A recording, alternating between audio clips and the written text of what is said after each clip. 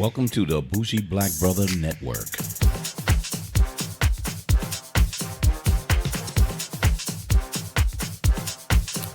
Good evening and welcome to Fade to Black Cinema. I'm Michael, your Bougie Black Brother, and I'm here with my co-host. Hello. So Alicia and I went the day before to see the new release and live action of The Lion King. Yes, we did.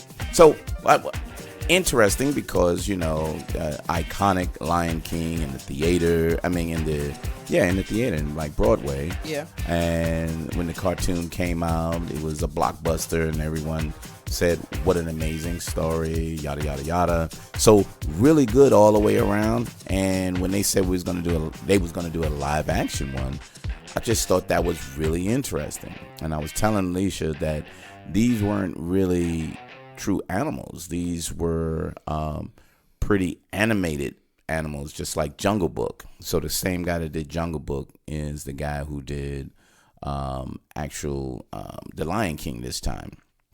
And I walked into this saying, I'm not sure if this is the movie that I want it to be, as opposed to the movie I think it's going to be. So, kind of interesting on that. But Lion King, I think y'all know about that. Mufasa and James Earl Jones. Yeah, I'm Mufasa. And you have a whole lot of big actors in there this time. You got John Oliver was in there. You had Beyonce. Who was the other one that was on there? Who played the Donald Glover? Yes. Yeah, Donald Glover. And a couple of other. Seth Rogen. Yeah, Seth Rogen. He John was on Oliver, there. You said James Earl Jones. Chito Ejiofor. Alfre Woodard. Yeah, Alfre Woodard was the other lioness. And a couple of other little actors in between there, which was good. It wound up to be pretty good. And so I'll let Alicia walk you through this one because we kind of talked through this. So remember the original came out in 1994. Yeah. So it's been a long time. And then they had several other series behind that, from their continuation 2 and 3 from The Lion King, because it was very popular amongst the kids. The cartoon, you could see that the cartoon, when I was watching the original cartoon, you could see the from 1994 to now how cartoon has changed. Right. It has gotten, better. Mm-hmm. The storyline didn't change. It's the same storyline. There was nothing different. I would assume that it would have been something different. Kind of modernize it and add a little more to it. Yeah, but they didn't do it. But the how would you say, the special effects, Yeah, or you could call it that. It was amazing. The cinematography. Yeah, the cinematography, because Michael told me, "Oh, those are not real animals." I said, "Well, they did a damn good job making them real, because it really was. It was beautifully done. So if you're gonna go, that's what you're gonna want to see. But the storyline hasn't changed. That was probably the only thing that I liked about it. But it was even more. I think that we have more fun being in the theater is because of the kids were in there. Yeah, exactly. The kids, oh my goodness! If you hear their reaction, it was amazing. It was so funny, and I was like, in some ways, I wish there was more kids in there that was talking and saying, "No, he didn't die. What happened?"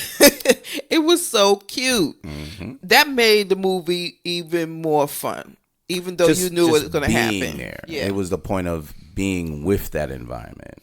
You know what I mean? Mm-hmm. Mm-hmm. So, but, overall, that was the only reason why the movie was good. It was just sitting there with the kids. And I didn't think that it would be, like I told Michael, I was like, it didn't change. Storyline stayed the same. I just wish they could have make it more current to what we're going through right now, maybe. But like I said, it was good that the kids were there because it made it even more fun. Yeah, and the thing is, before walking in, My thought was, you know what? I'm going to bring the kids in with us, our grandchildren, because I wanted to get their reaction. Because it is allegedly, well, it is a children's conceptual movie, not a cartoon, but an animation, but an advanced animation. So my thought was, as you move this type of animation up, it should be more mature, that it can keep my attention. But to Alicia's point, the storyline didn't change and everything pretty much matched up.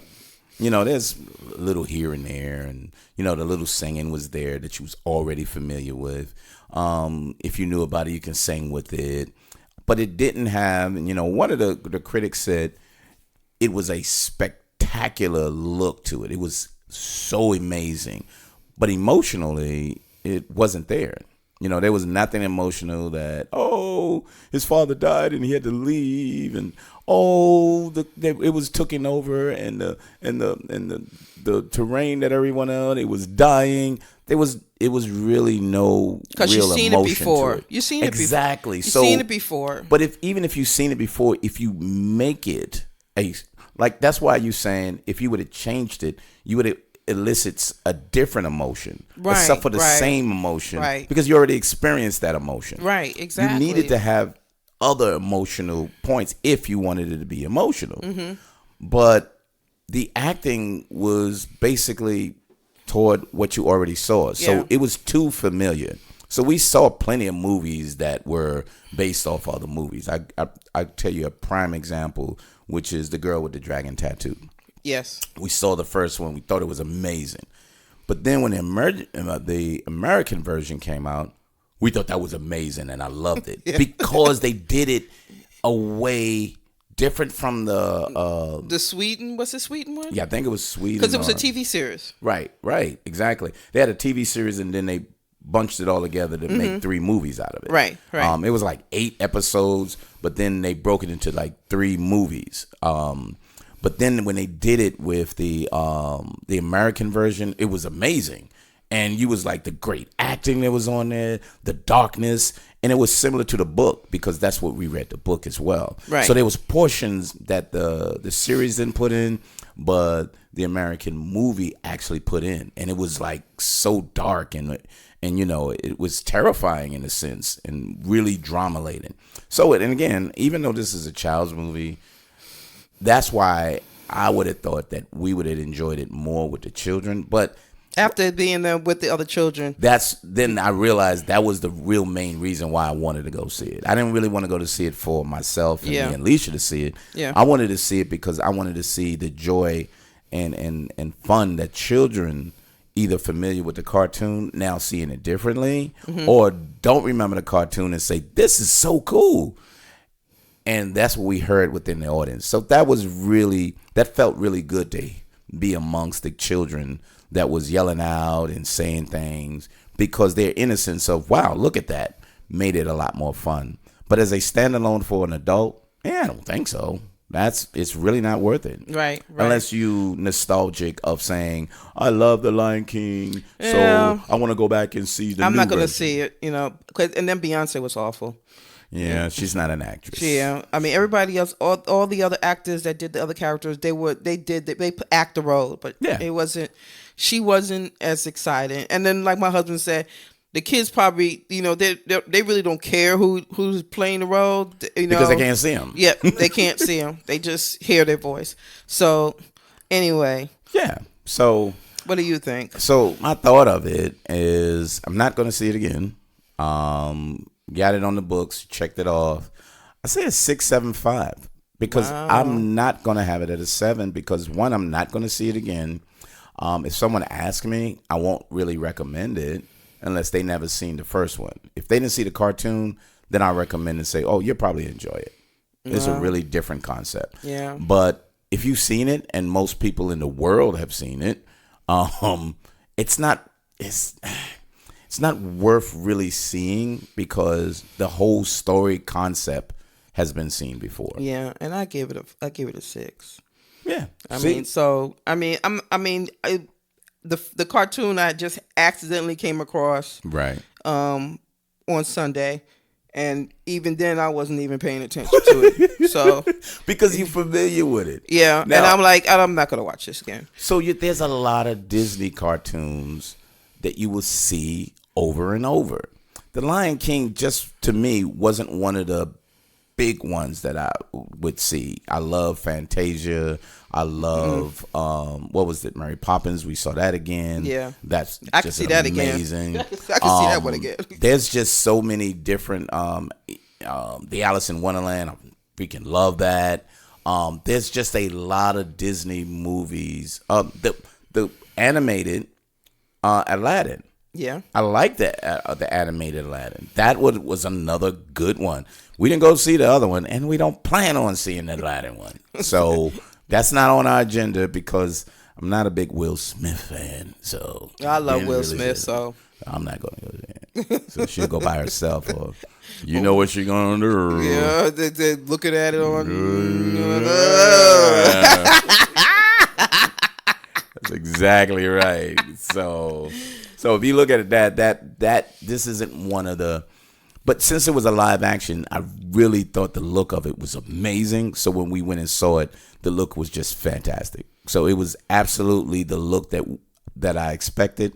That's why I gave it a 7.5. Otherwise, it would be a lot lower. 6.75. Yeah, a 7.5. That's what I mean. Well, I'm sorry. 6.75. Right. I gave it an extra 7.5 than you. Gave it a flat Otherwise, 6. I would have been down to 6 like you because I would have said, just worthy of saying I seen it and move on. Yep. It wasn't a bad movie. No. So but, I wouldn't go less than 6. Yep. But it wasn't really a worthy movie, But anywho, any last thoughts on that? Not bad. Shoot, thank you. Fade to Black Cinema every Wednesday. Every Wednesday, we talk about movies and TV shows, documentaries, and things that we can recommend for you to see. If you have no idea what's out, we give you a little summary and sometime a little more. So always be prepared because you'll be like, oh, you told the whole story. Well, you should have cut it off. We're going to tell you that. So, yeah, but every Wednesday, Fade to Black Cinema on all podcast downloads. You also can catch us on YouTube podcast, which is Bougie Black Brother Network, and bougieblackbrother.com, where you can see the Fade to Black Cinema of all the movies and shows and things that we actually review. But outside of that, we'll see you next Wednesday for Fade to Black Cinema.